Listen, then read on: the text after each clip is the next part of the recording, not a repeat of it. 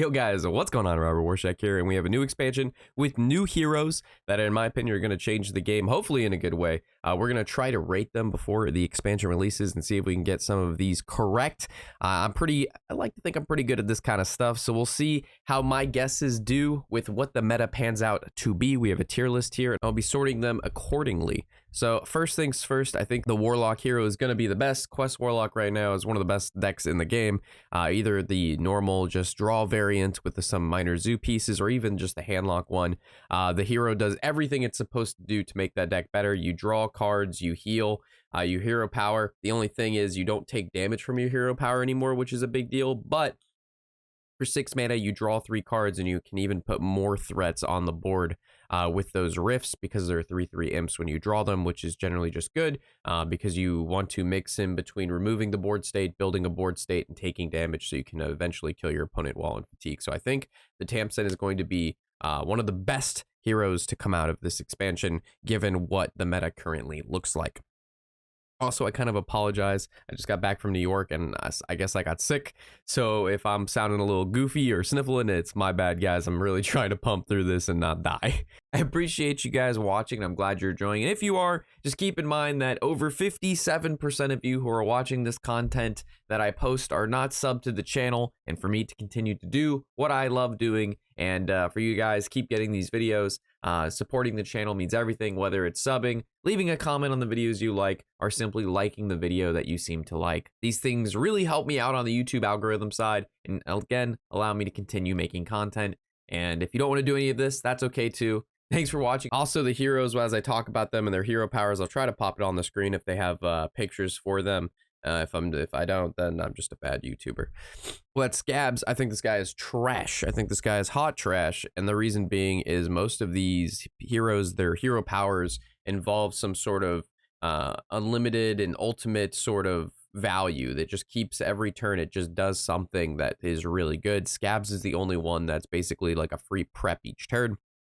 And we all know how good top decking preps are. When you have no cards in your hand, they're not very good. Meanwhile, his first 2 abilities, you know, you put 2 4/2s with stealth on the board and you do a vanish and returns all the minions to your hand. That's good in Quest Rogue, but I don't know how good it's going to be in any other of the Rogue decks, especially when you have heroes that do like 5 damage to your opponent's hero. You got ones that give you insane hero powers, and Scabs is just not that one. For the Hunters, we have Tavish at A. I know a lot of people are underrating this guy, saying he wasn't that good, but I do think the improved traps are really, really useful. Also, he's one of the cheaper ones at 6 mana instead of being like 7 or 8. And on top of that, each and every turn, being able to summon a animal companion is really, really good. As we know, 2 mana to summon 4/4s, Huffers, and Leox are always going to be pretty nice. And I think this is going to fit into, hopefully nicely, into some mid-range Beast Hunter. And I see that guy being a very, very good card in that deck. Taking a look at Brokon, he's going to go in the middle here. While he is pretty powerful, he does cost 8 mana, so he's one of the more expensive of the new heroes. Also, with his call upon the powers, you don't know which one you're going to get, so it's going to rotate each and every turn. And sometimes you're going to get what you need, sometimes you don't. Currently, the Shaman decks that are good right now is like Quest Shaman, which I don't really think you need this. Also, Elemental Shaman and Doomhammer Shaman. Both of those close out games way before turn 8. So this is definitely more of a control value sort of card, and that's not where Shaman stands right now. So until a Shaman deck that can utilize this guy better comes into play, he's going to be somewhere in the middle. I don't think he's going to be outlier as being bad or too good. I think he falls like right in the middle there. The DK hero, I think this guy is actually really good. Again, very, very cheap. He's 6 mana. You summon minions that immediately impact the board. They have rush, so they're going to be able to clean up some stuff if you need them to. On top of that, your new hero power is basically a twin slice that can just keep growing. If any minion lives on the board, it's scary because you're going to be able to keep refreshing that hero power and adding 2 damage. So I think this guy is actually going to be really, really good. Plus, they're pushing Token Demon Hunter very, very hard in this expansion. And again, having any small minions on the board that can just attack, whether they have rush into minions or go face, he's just going to get a lot of attack from that. We have the Lightforged. I think she's going to be good, but she's not going to be too oppressive, and that's because she's minion-centric, and that's, you know, if you're looking at mages can freeze. If you're looking at any sort of other decks, they can bounce it.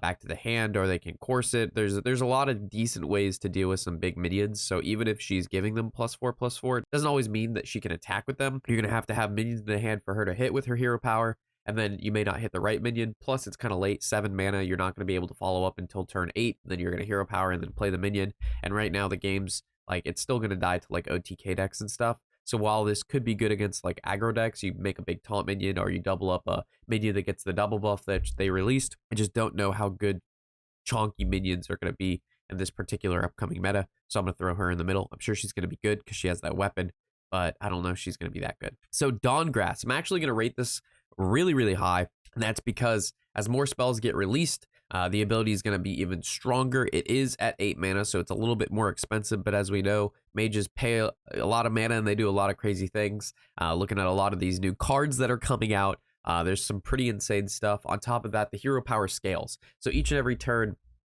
if you're able to get an honorable kill with that hero power, it's just going to keep getting bigger and bigger and bigger.